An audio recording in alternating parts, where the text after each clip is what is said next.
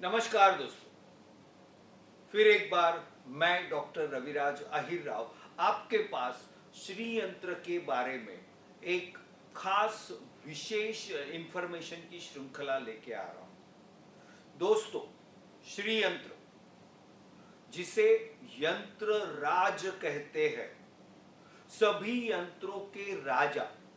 यंत्र माने क्या? यंत्रों को वेदों के अनुसार या वेदों की परिभाषा में अगर हम उनका विश्लेषण करें तो उसे कहते हैं वैदिक अभियांत्रिकी, यानी वैदिक इंजीनियरिंग। यंत्र माने क्या?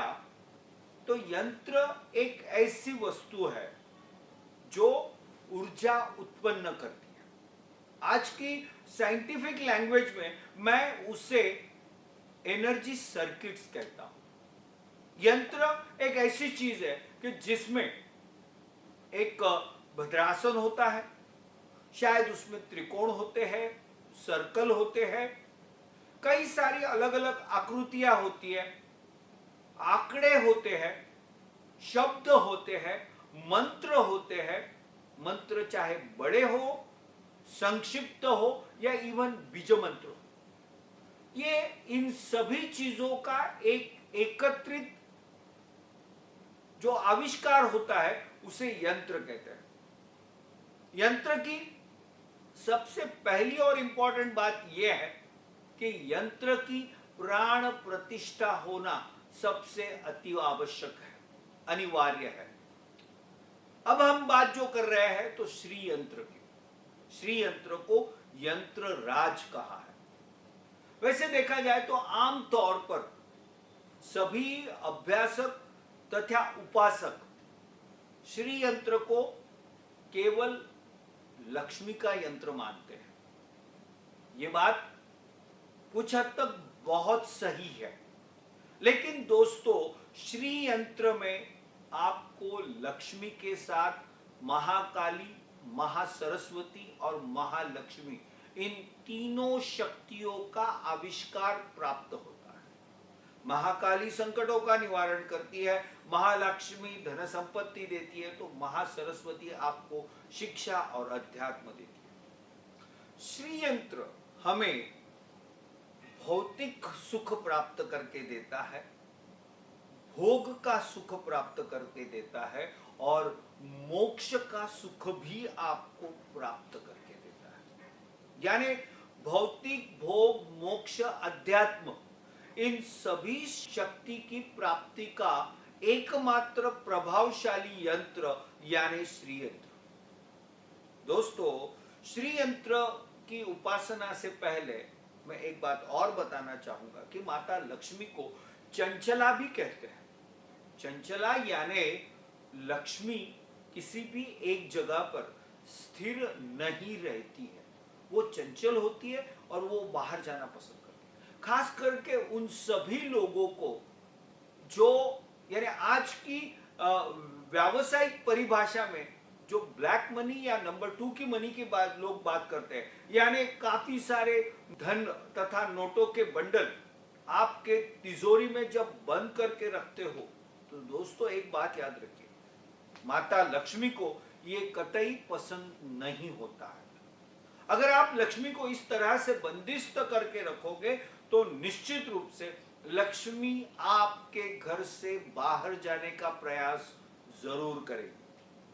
इसलिए इस तरह से धन का संचय करके रखना, उसे किसी उचित काम के लिए इस्तेमाल न करना, ये भी एक लक्ष्मी के आपके घर से जाने का एक कारण होता है। दोस्तों, साथ ही साथ मैं इस वक्त आपको यह भी बताना चाहूंगा कि श्री यंत्र की उपासना आप सभी के लिए प्राप्त परिस्थिति में क्यों महत्वपूर्ण है। दोस्तों, अभी आपको मालूम है कि कोरोना पैंडेमिक की वजह से कई महीनों से आपका अपना कारोबार, आपका अपना जॉब सब स्थगित हो चुका है, स्थिर हो चुका है। ऐसे में आमदनी कम लेकिन खर्चा वही है। तो ऐसी परिस्थिति में या आने वाले दिनों में जैसे ही हम इस कोरोना महामारी से बाहर निकलते हैं और कामकाज की शुरुआत करते हैं, तो शुरुआती 1 से 1.5 साल में निश्चित रूप से हर व्यवसायिक को बहुत बड़े पैमाने पर तकलीफ आने वाली है, चाहे वो लेबर की हो, रॉ मटेरियल की हो या अन्य किसी भी चीज की हो। सो व्यवसाय वृद्धि के लिए, जो कि बेसिकली मैं कहूं कि आपको अपनी निजी जिंदगी में, अपने परिवार के लिए, अपने व्यवसाय के लिए भौतिक भोग, मोक्ष और अध्यात्म, इन चारों चीजों में जब अगर आपको काम करना है, तो मैं कहूंगा अभी आने वाले नवरात्रि से आपको श्री यंत्र की साधना, उपासना, पूजा अर्चा, मंत्र स्तोत्र तथा कुंकुमार्चन, इन सभी माध्यम से आपको श्री यंत्र की उपासना करना अनिवार्य है।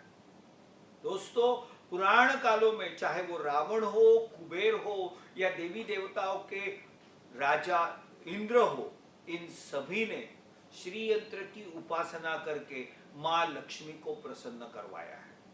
तो इसीलिए आप और हम सभी श्री यंत्र की उपासना करने से आपके मस्तिष्क में, यानी आपके ब्रेन को ब्लड सप्लाई इंप्रूव होता है। जैसे ही आपका ब्रेन एक्टिवेट होता है, तो निश्चित रूप से आपकी निर्णय प्रक्रिया, आपके काम की गति और आपकी प्रगति, इसमें निश्चित रूप से बहुत अच्छा सुधार आता है। परिणाम स्वरूप सफलता मिलना यह आपके लिए अच्छा होता है। सो निर्णय प्रक्रिया हो तेज होती है, पैसा आने की प्रक्रिया निश्चित रूप से बढ़ेगी, आकर्षण की शक्ति बढ़ेगी, शारीरिक सुख की वृद्धि आएगी, घर में शांति समाधान आएगा, मान सम्मान प्राप्त होगा, प्रतिष्ठा मिलने लगेगी, पति पत्नी के संबंधों में सुधार आएगा, आपके अपने बातों की शैली में एक प्रभाव महसूस करोगे, आपकी बॉडी लैंग्वेज लोगों को आकर्षित और प्रभावित जरूर करेगी। यहां तक कि आपको एंटी एजिंग, यानी अपनी उम्र के अनुसार जो आपके शरीर में बदलाव आते हैं, वो एंटी एजिंग भी आपका जरूर कंट्रोल हो पाएगा। इस तरह से श्री यंत्र की स्थापना, प्राण प्रतिष्ठा और साधना, इन सभी चीजों के ऊपर आपको निश्चित रूप से सोचना या उसके ऊपर काम करना बहुत बहुत अनिवार्य है।